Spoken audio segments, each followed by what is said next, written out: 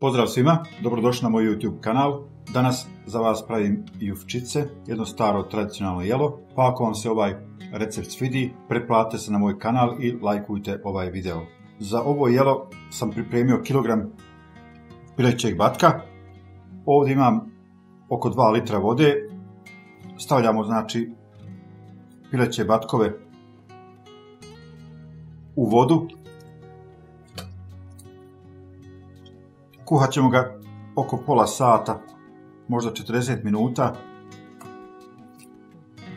na umjerenoj vatri i onda postupak ide dalje. Dodatno ovdje imamo 4 kafene kašike mješavine začina. Stavljamo preko piletine i idemo na kuvanje.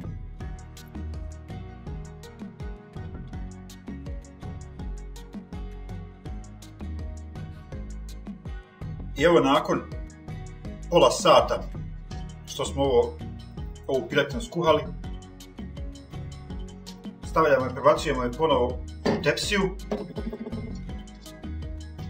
Prebacujemo u tepsiju i lagano ćemo zapeći u rerni još nekih 10 minuta na 180.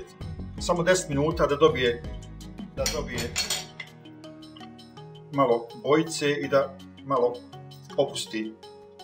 opusti miris. Kasnije vadimo iz rerne i onda slažemo jufčice. Stavili smo kilu batka i kad se kosti odvoji bit će oko 800 grama, to je neka mjera za ovu moju tepsiju što imamo. Znači oko 800 grama čistog mesa bez kosti. Ovdje sam stavio još jednu kafenu kašiku mješavine začina i kafenu kašiku crvene paprike, pa ćemo to samo još malo da pospijemo odozgo, naravno zbog boje i zbog malo intenzivnijeg ukusa. I da nam ne bi sad sve zagorilo, stavit ćemo još malo ove supe gdje smo kuhali piletinu, samo da ne zagori. Sasvim dovoljno. Znači idemo u rernu na nekih 180, samo 10 minuta. I evo nakon 10 minuta meso je fino porudilo i sad ćemo da ga odvojimo od kosti. Neke su se već odvojili. Evo ovako. Pa ćemo da prebacimo u ovu drugu posudu. Dobro je još na mirisu i na ukusu će biti još intenzivnije. Evo ovako. To znači odvajamo kosti.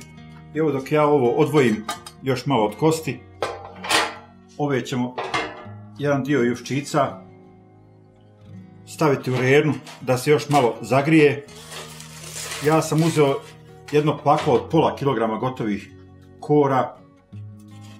Imam u rezervi još nešto malo, pa ako bude trebalo još ćemo malo namiriti, a eto ne znam baš tačno. Znači malo ćemo samo još staviti u rernu, nek se ove kore dodatno ugriju.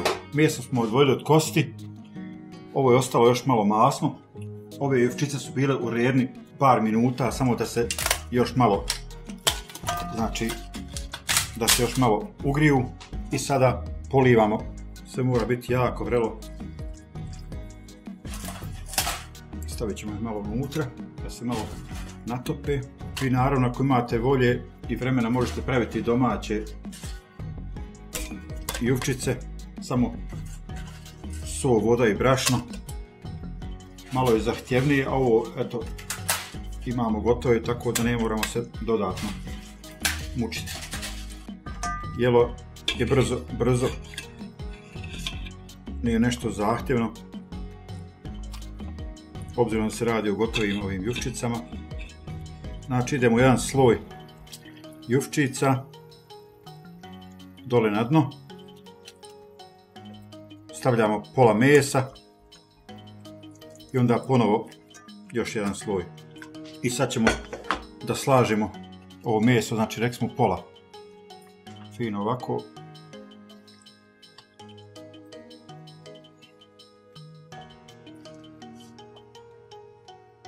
Vi možete uzeti malo i veću tepsiju, ali to ovaj knap za pola kilograma juščica i za 800 grama mesa bez kostiju. Ja sam ovdje pripremio još malo jedan dodatni trik. Suvog mesa sam uzeo jedno 50 grama, pa ćemo to još malo da ubacimo unutra. Samo tek toliko da dobijemo na mirisu. Znači dovoljno je 50 grama, ne treba više. Samo da dobijemo na mirisu. To je to.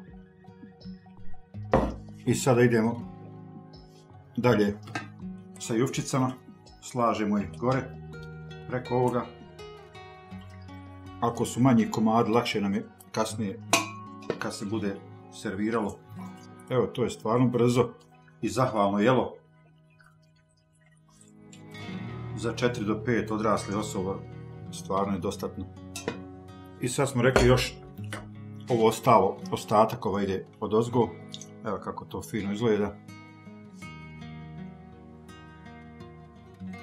I znači još na kraju dobro zalijemo sa preostalom vodom ili supom. I ovo jelo kad se ispeče dodatnih 10-15 minuta, onda se ostavi još nekih 10 minuta da odstoji, da se još malo dodatno upije. Evo ga, to je sva mudrolija. Idemo na pečenje.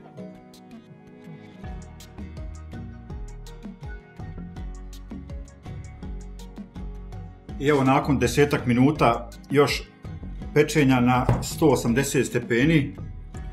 Juščice su gotove, izgledaju jako dobro, fenomenalno, ukus je fantastičan. Ako vam se ovaj video svidio, lajkujte ga i pretplatite na moj kanal. Sve vas srdačno pozdravljam i želim vam svako dobro do narednog videa. Prijatno!